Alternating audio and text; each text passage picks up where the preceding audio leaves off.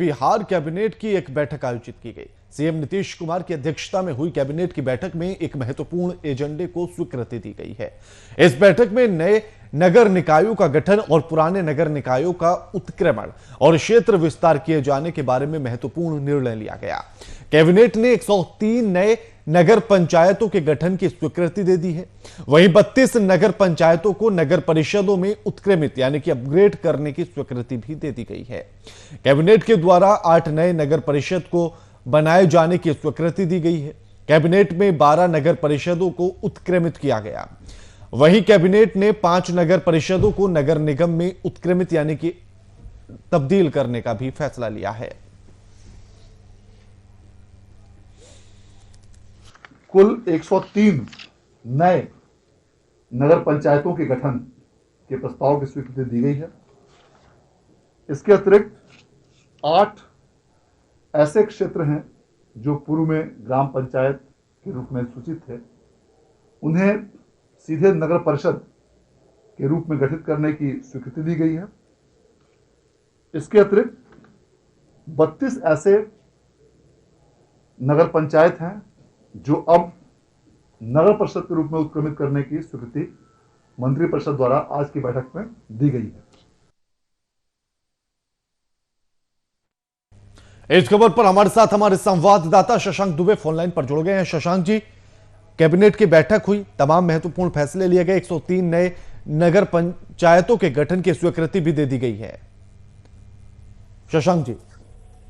जी बिल्कुल, देखिए बिहार में सबसे बड़ी बात थी कि बिहार का जो शहरीकरण था, यानी जो बिहार की शहरी आबादी है वो पूरे देश में अगर पूरे देश के अगर एवरेज देखा जाए तो करीब 31% से ज्यादा है, लेकिन बिहार में 11.27% यानी लगभग 11% के करीब ही शहरी क्षेत्र यहाँ पर है। तो ऐसे में बिहार सरकार के पास ये एक था कि बिहार में शहरीकरण जो है वो औसत से काफी कम है, राष्ट्रीय औसत से काफी कम है, इसलिए शहर बढ़ाने चाहिए। लेकिन 2007 में एक विधेयक पेश हुआ था 2007 में बिहार में नगर निगम के को लेकर या नगर निकायों को लेकर, जिसमें यह था कि अगर किसी क्षेत्र की आबादी अगर 75% अधिक जो है वो गैर कृषि कार्य में लिप्त हो तभी उसको शहरी क्षेत्र का दर्जा दिया जा सकता है, यानी नगर निकाय का दर्जा दिया जा सकता है। तो उसके बाद बिहार में बहुत ही कम नगर परिषद के क्षेत्र या नगर निकाय के क्षेत्र बचे थे, तो काफी ज्यादा वहां से जो डेवलपमेंट होता है, जो शहरी क्षेत्र का डेवलपमेंट होता है, शहरीकरण होता है, उसको लेकर काफी ज्यादा दिक्कतें आ रही थी। तो सरकार ने 2007 के विधेयक में संशोधन किया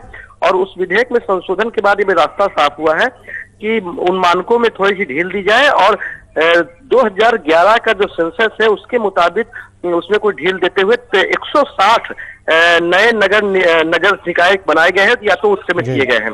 तो एक बहुत बड़ी बात है बिहार के लिए, क्योंकि बिहार में जो अर्बन स्ट्रक्चर था, जो शहरी ढांचागत विकास था, वो काफी कम हो रहा था। देखिए जो नगर क्षेत्र होते हैं, नगर निकाय के क्षेत्र होते हैं, उनका डेवलपमेंट जो है एक व्यवस्थित डेवलपमेंट करने की प्रक्रिया की जाती है। आमतौर पर तमाम बाजार हैं, छोटे बड़े जगह है जहाँ पर एक शहरीकरण जैसा वातावरण तो बन गया है, लेकिन ढांचागत विकास शहरीकरण का नहीं हो पाया है क्योंकि वो नगर निकाय में नहीं। शशांक जी 5 नगर परिषदों को नगर निगम बनाया जाएगा, जिसमें डिप्टी सीएम रेणु देवी का जो विधानसभा क्षेत्र है बेतिया वो भी उसमें शामिल है और इसमें समस्तीपुर, मधुबनी, मोतिहारी, सासाराम। क्या कुछ और फायदे मिलेंगे जनता को नगर परिषद के नगर निगम बन जाने से?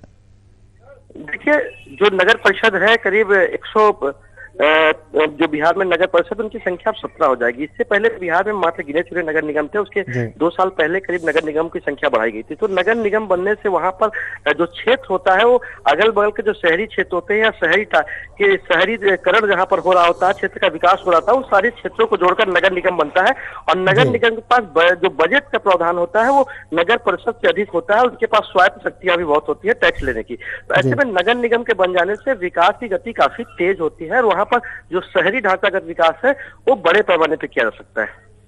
जी शुक्रिया शशांक जी आपका हमारे साथ ये तमाम बातचीत करने के लिए।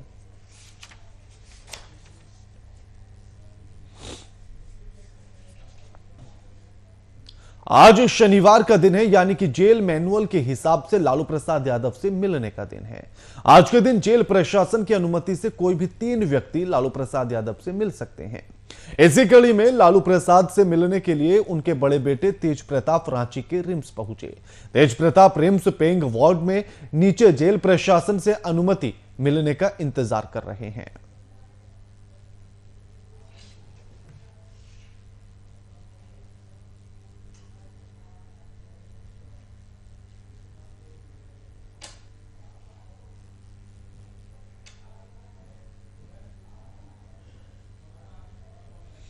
इस खबर पर हमारे साथ हमारे संवाददाता आशीष कुमार फोन लाइन पर जुड़ गए हैं। आशीष, आज शनिवार का दिन, लालू प्रसाद यादव से मिलने का दिन, तेज प्रताप यादव पहुंचे हैं मिलने के लिए, मिल पाए अभी तक या नहीं?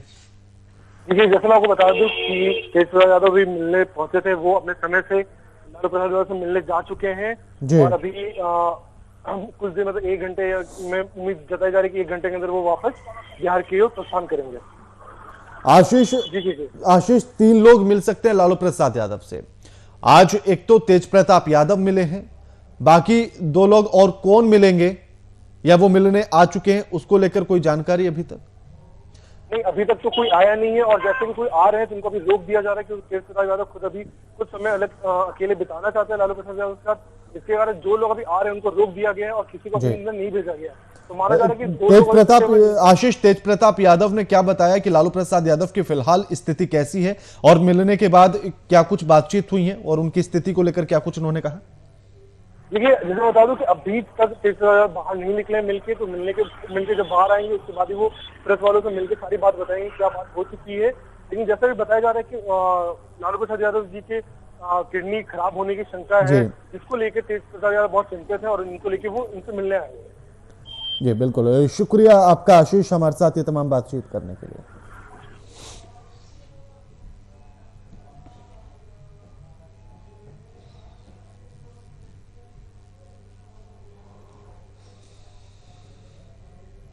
हेमंत सरकार के 1 साल पूरा होने को लेकर कुछ ही दिन बचे हैं और हेमंत सरकार के लिए किए गए जो वादे हैं उनको पूरा नहीं करने पर भारतीय जनता पार्टी राज्य सरकार पर लगातार हमलावर हो रही है।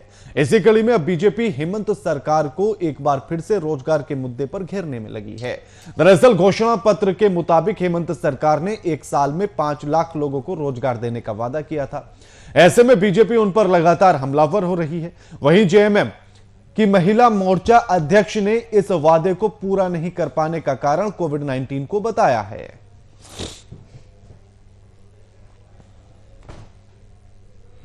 पूरी दुनिया में कोरोना से जो हालत पैदा हुई है, न सिर्फ झारखंड में या देश में, पूरी दुनिया के लोग त्रस्त हैं और बड़े बड़े देश जो आर्थिक रूप से इतने मजबूत देश हैं, वो भी, उनकी भी आर्थिक हालत चरमरा गई है। लेकिन इसके बावजूद, और जब आप जानते हैं कि भाजपा जब सरकार गई थी तो हमारा ट्रेजरी पूरी तरह से खाली हो चुका था, -2000 करोड़ शायद बकाया है वहाँ का। तो मतलब उस स्थिति में हम लोग रहते हुए भी माननीय हेमंत सोरेन जी ने जिस तरह से कोरोना के संकट से इस राज्य को उबारा, कोई भी व्यक्ति भूख से नहीं मरा। आज तक 15,000 रोजगार देने के लिए 1500 का भी आंकड़ा नहीं कर पाए। लेकिन जब ये सत्ता में नहीं आए तो सभाओं के माध्यम से वीडियो क्लिपिंग भी लोग, माननीय मुख्यमंत्री जी ने कहा है, हेमंत सोरेन जी ने उस समय कि मैं सत्ता में आऊंगा तो 1 वर्ष से 5 लाख बेरोजगारों को रोजगार देने का काम करूंगा। लेकिन आप देखिए, आप भी मीडिया के मित्र हैं, आप देख रहे हैं 5 लाख क्या 5 लोगों को भी लोगों ने रोजगार नहीं दिया। और फिर जब सरकार 1 वर्ष का वर्षगांठ लोग मनाने जा रहे हैं तो लोग बोल रहे हैं कि 15,000 लोगों का रोजगार देंगे। आपने तो वादा किया था कि सरकार हमारी बनेगी तो 1 वर्ष में 5 लोगों को रोजगार देंगे, ताकि वो रोजगार दिया करें। इसलिए इनकी बातों पर जनता को भरोसा नहीं है झारखंड के।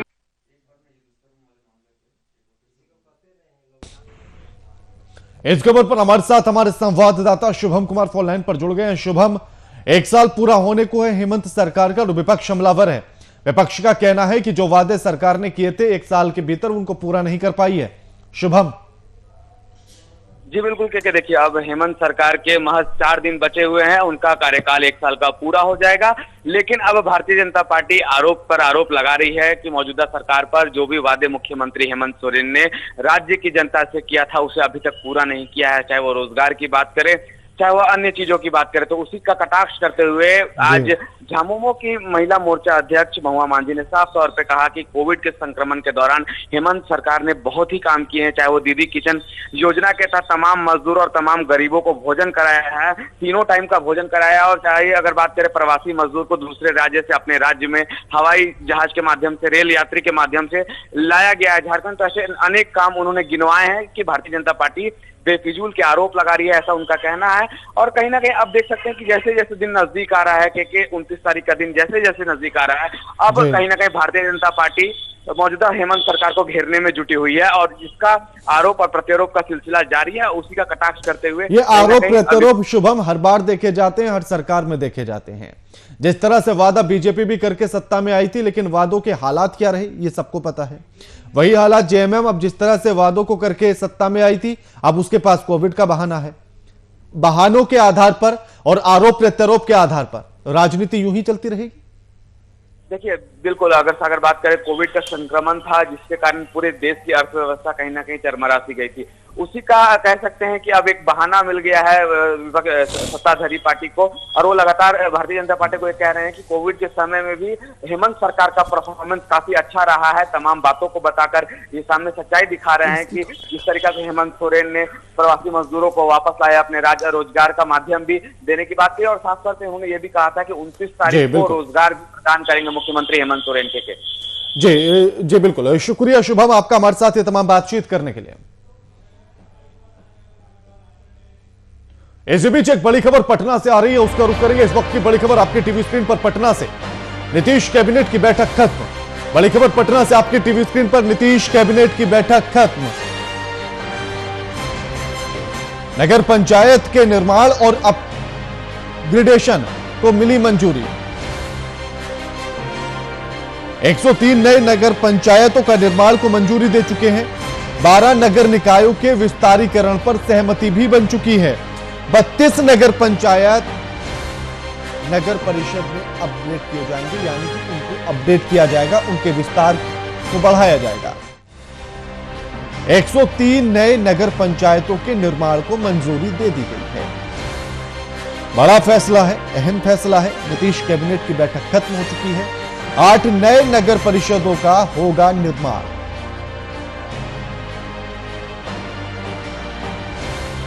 बत्तीस नगर पंचायत के नगर परिषद में अपग्रेड को मंजूरी मिल चुकी है। इस खबर पर हमारे साथ हमारे संवाददाता शशांक दुबे फोनलाइन पर जुड़ गए हैं। शशांक, नीतीश कैबिनेट की बैठक खत्म हो चुकी है और तमाम फैसलों पर मंजूरी दी गई है, क्या कुछ पूरी जानकारी अभी तक बैठक को लेकर? देखिए कि नीतीश कैबिनेट की जो बैठक खत्म हुई उसमें मात्र एक एजेंडा था, वो बहुत महत्वपूर्ण बैठक थी और एक महत्वपूर्ण एजेंडे पर फैसला लेना था सरकार को। तो आज एक ही एजेंडा था और वो था नगर निकायों को, जितने बिहार में नगर निकाय है उनके विस्तारीकरण की और उनके उत्क्रमण करने की, अपग्रेड करने की। तो आज बहुत महत्वपूर्ण फैसला हुआ क्योंकि बिहार में जो शहरी क्षेत्र है उसका औसत काफी कम है राष्ट्रीय औसत से। लगभग 11% ही यहाँ शहरी क्षेत्र है, जबकि राष्ट्रीय औसत 31% से ऊपर है 2011 की जनगणना के अनुसार। तो ऐसे में बिहार सरकार के सामने एक चुनौती थी और चूंकि 2007 में बिहार सरकार ने एक संशोधन था नगर निकाय के लेकर, जिसमें वो शहरी क्षेत्र बनाने के लिए 75% से ज्यादा गैर कृषि क्षेत्र लोगों का होना जरूरी था। तो उस पर उन्होंने बिहार सरकार ने एक संशोधन किया था और संशोधन के बाद अब शहरीकरण को बढ़ावा देने के लिए आज लगभग 160 या तो नए नगर निकाय बनाए गए हैं या तो उनको उत्क्रमित किया गया है।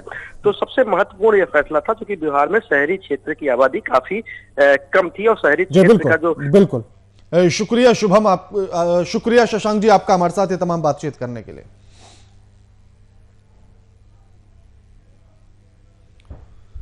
जहां एक तरफ देश के प्रधानमंत्री किसानों की आय दोगुनी करने की बात करते हैं, तो वहीं दूसरी ओर किसान दिल्ली में कृषि कानून के खिलाफ लगातार प्रदर्शन कर रहे हैं।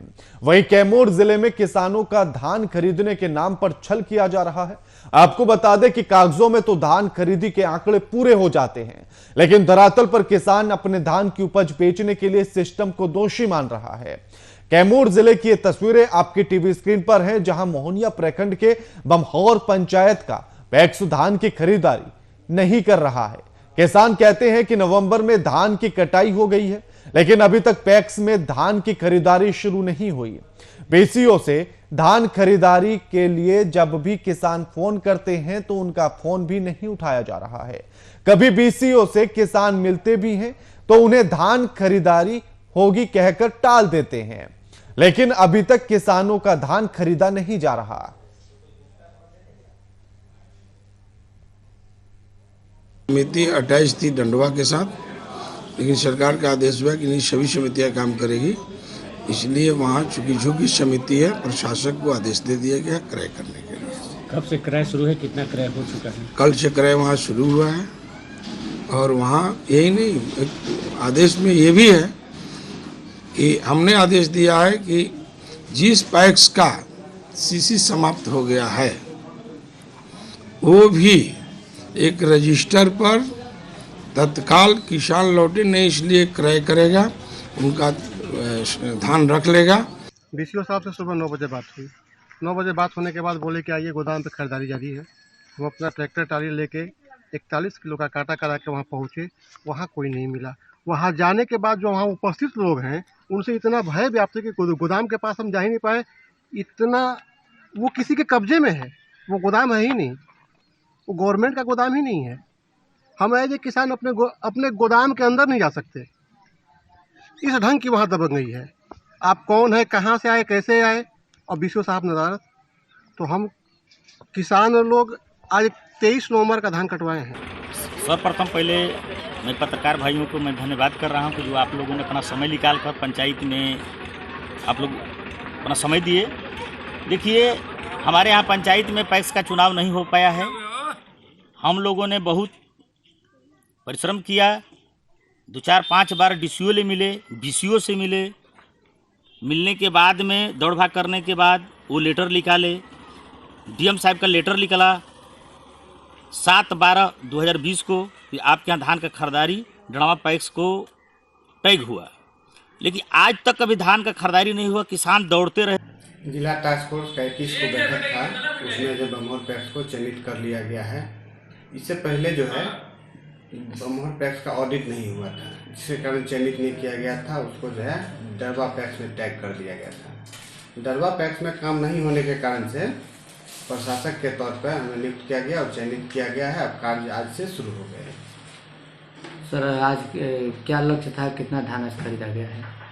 लक्ष्य टोटल पैक्स का 18,000 क्विंटल का लक्ष्य है। आज जो है 845 क्विंटल। दिक्कत ये है बाकी 7/12/20 के जो हम लोग एप्लीकेशन दिए थे तो बोले थे बीसीओ साहब कि ये टैग हो गया है आपका डड़वा पैक्स में। हम लोग डड़वा पैक्स को जब कहे तो डड़वा पैक्स हमारे यहाँ आया तो बोला कि वो लोग हमें आईडी नहीं दिए हैं, आईडी नहीं देने के चलते अभी धान की खरीद रुकी हुई है। आज तारीख 24/12/20 को बीसीओ द्वारा फ़ोन किए जाने पर कल व्यापार मंडल में हम लोग धरना दिए थे। धरना के बाद आज सुबह में वो 7-7:30 बजे फ़ोन किए कि आप लोग लरियाँ आइए और आप लोगों को धान का जो है वहाँ पर हम खरीदारी शुरू की। इस खबर पर हमारे साथ हमारे संवाददाता अजीत कुमार फोन लाइन पर जुड़ गए हैं। अजीत, एक तरफ सरकार ये कहती है कि बिहार में तो धान खरीदी शुरू हो चुकी है, सरकार धान खरीद रही है, फिर ये तस्वीरें जो कैमूर से निकलकर सामने आ रही हैं, ये क्या हैं? किसान जो है एक तरफ जो धरने पर बैठे हुए हैं, वहीं कैमूर जिले में लगातार जो है सरकार कह रही है कि धान की भरपूर मात्रा में खरीदी जा रही है। वहीं जो है बड़े नेता जैसे बीजेपी के सांसद हुए और वहीं कैमूर के जिला अधिकारी भी कहें कि धान की फसल बहुत ज्यादा खरीदारी की जा रही है, लेकिन ये सिर्फ कागजों कार्रवाई में देखी जा रही है। वहीं किसानों का साफ तौर पे आरोप है कि हम लोग पैक्स गोदामों पे जा रहे हैं, पैक्स अध्यक्ष के पास जा रहे हैं और बड़े पदाधिकारी के जो है चक्कर काटते काटते परेशान हो चुके हैं, लेकिन अब तक मेरी धान की खरीदारी नहीं हो पाई। जी, आखिर किसान परेशान घूम रहा है, खरीदारी को लेकर कोई आश्वासन तक देने के लिए तैयार नहीं है, क्या करे किसान? देखिए, किसान लास्ट होते होते जो है मीडिया के पास पहुंचा, जो है मीडिया को सूचना दिया कि जो है कि मीडिया के माध्यम से सरकार तक हमारी बातों को पहुंचाया जाए। तो उसमें जो है जब हम लोग पदाधिकारी से बात किए तो कहें कि कल से धान की खरीदारी शुरू होगी। जब ये मीडिया तक बात पहुंची तो पदाधिकारी का साफ तौर पे कहा कि कल से खरीदारी होना शुरू होगा। अब देखने वाली बात है कि कब तक पदाधिकारी जो है पैक्स अध्यक्षों से धान खरीदाते हैं या किसान उसी तरह भटकते नजर आएंगे। जी बिल्कुल, शुक्रिया आपका अजीत, हमारे साथ ये तमाम बातचीत करने के लिए। दानापुर मंडल के पटना मोकामा रेलखंड के हाथीदह स्टेशन पर आज एक बड़ा रेल हादसा टल गया। इस हादसे के बाद मोकामा से लेकर दिल्ली तक रेल महकमे में हड़कंप मच गया। बताया जा रहा है कि Danapur Tata super express Hathidah station पर प्रस्तावित ठहराव के बावजूद नहीं रुकी और सिग्नल पार कर अचानक ठहर गई। हाथीदह स्टेशन पर ट्रेन के नहीं रुकने से स्टेशन पर हड़कंप मच गया। ट्रेन पर सवार यात्रियों भी सकते में आ गए। आनन फानन में ट्रेन के चालक और गार्ड को हिरासत में लेकर गहन जांच की जा रही है। हाथीदह स्टेशन पर जांच में यह जानने की कवायद भी की जा रही है कि किस अधिकारी की लापरवाही से एक बड़ा हादसा हो सकता था। इस हादसे के बाद रेलवे के कई अधिकारी हाथीदह स्टेशन पर पहुंच गए और तफ्तीश में जुट गए।